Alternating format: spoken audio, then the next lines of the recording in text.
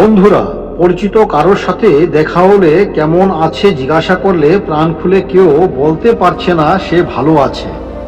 মাঝে মাঝে খবর পাচ্ছি আমাদের চারপাশের ছোট ছোট ছেলে মেয়েরা খুব সামান্য কারণে জীবন উৎসব থেকে মুখ ফিরিয়ে নিচ্ছে। খুব সামান্য ঘটনাকে কেন্দ্র করে আত্মহত্যার মতো চরম সিদ্ধান্ত নিয়ে ফেলছে। নিজের ওপর একটু বিশ্বাস রাখলে আর সময়কে একটু সময় দিলে জীবন আমাদের জন্য অনেক ভালো কিছু নিয়ে অপেক্ষা করছে। আমি এই চ্যানেলের মাধ্যমে চেষ্টা করব আমাদের দেশের মহারিষি বাণী, তাদের কথা, উপদেশ, প্রবচনকে সহজভাবে আপনাদের সামনে তুলে ধরা। যদি আপনাদের ভালো লাগে এবং ভালোভাবে বাঁচতে সাহায্য হয় তবে সেটা আমার কাছে পরম প্রাপ্তি। আজকে ভগবান বুদ্ধদেবকে নিয়ে কথা বলবো। ভগবান বুদ্ধ জগতের দিকে তাকিয়েছিলেন বাস্তব দৃষ্টিভঙ্গি নিয়ে। মানুষ কিভাবে দুঃখের হাত থেকে বাঁচতে পারে সেই উপায় বের করা ছিল তার জীবনের লক্ষ্য এবং ব্রত।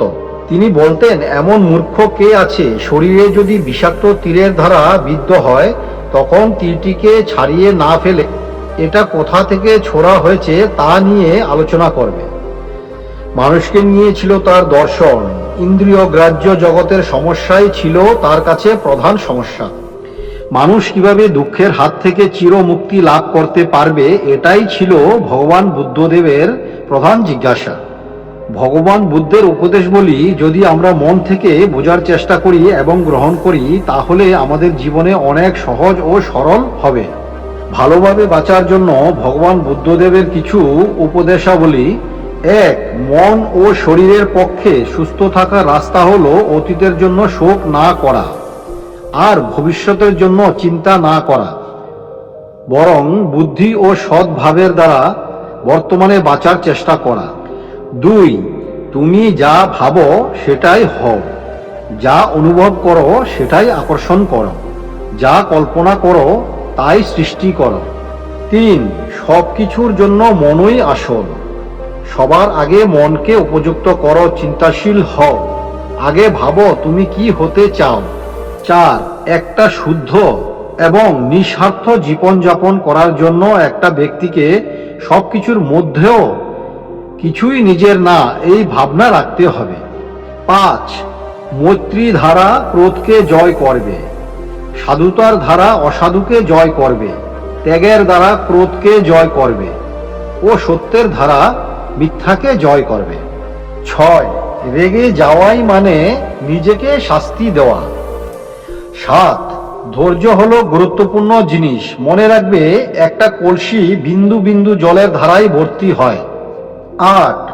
নিজেকে নিয়ন্ত্রণ করো, তারপর অন্যকে অনুশাসন করো। নিজে নিয়ন্ত্রিত হলে অন্যকেও নিয়ন্ত্রিত করতে পারবে। নিজেকে নিয়ন্ত্রণ করাই কঠিন। 9. ক্রোধ সংবরণ করো, অহংকার পরিত্যাগ করো, সকল বন্ধন অতিক্রম করো। 10. তুমি মুখে কি বলছো সেটা কোনো বিষয় নয়, বিষয় হলো তোমার কাজ। 11. যিনি উপদেশ দেন, অনুশাসন করেন এবং অসভ্যতা নিবারণ করেন তিনি অসতের অপ্রিয় এবং সৎ লোকের প্রিয় হন। 12. কোনো পাপকে ক্ষুদ্র মনে করবে না, ক্ষুদ্র ক্ষুদ্র পাপই জমা হতে হতে মূর্খের পাপের ভাণ্ড পূর্ণ করে ফেলে। 13. সত্যিকার ভাবে ক্ষমতা নিয়ে বাঁচতে হলে নির্ভয়ে বাঁচো। 14. ভালো কাজ সবসময় করো, বারবার করো, মনকে সবসময় ভালো কাজে নিমগ্ন রাখো, সদাচরণই স্বর্গ সুখের পথ। 15. মাতা পিতার সেবা করো, স্ত্রী পুত্রের উপকার সাধন করা এবং নিষ্পাপ ব্যবসা বাণিজ্য দ্বারা জীবিকা নির্বাহ করা উত্তম মঙ্গল। 16. কাউকে কটু কথা বলবে না, কারণ সেও কটু প্রত্যুত্তর দিতে পারে। উত্তপ্ত বাক্য বিনিময় তোমার জন্য কষ্টদায়ক হবে, দ্বন্দ্বের প্রতিদ্বন্দ্ব তোমাকেও স্পর্শ করবে। 17. প্রত্যেকটা দিনের গুরুত্ব বুঝুন, প্রত্যেকটা দিন একটা নতুন ব্যক্তির জন্ম, একটা নতুন উদ্দেশ্যকে পূরণ করার জন্য হয়ে থাকে, এই জন্য একদিনের গুরুত্বকে বুঝুন। 18. জীবনের প্রথমে ভুল হওয়া মানেই এই নয় এটাই সবচেয়ে বড় ভুল, এর থেকে শিক্ষা নিয়েই এগিয়ে যাও। 19. পরের কৃত ও অকৃত কাজের প্রতি লক্ষ্য না রেখে নিজের কৃত ও অকৃত কাজের প্রতি লক্ষ্য রাখবে। 20 জীবনে ব্যথা থাকবেই, কিন্তু কষ্টকেই ভালোবাসতে শেখো। 21 সকলেই দণ্ডকে ভয় করে, জীবন সকলের প্রিয়, সুতরাং নিজের সাথে তুলনা করে কাউকে প্রহার করবে না কিংবা আঘাত করবে না। 22 চাঁদের মতোই মেঘের আড়াল থেকে বেরো এবং প্রকাশিত হয়ে ওঠো। আমরা যদি ভগবান বুদ্ধদেবের এই উপদেশগুলি ভালোভাবে মেনে চলতে পারি এবং আত্মস্থ করতে পারি, তবে আমাদের জীবন পরিপূর্ণ জ্ঞান পেতে পারবে। সে জ্ঞান আমাদের জীবনকে বুঝতে সাহায্য করবে।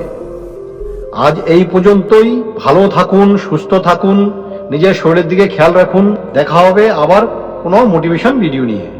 ধন্যবাদ।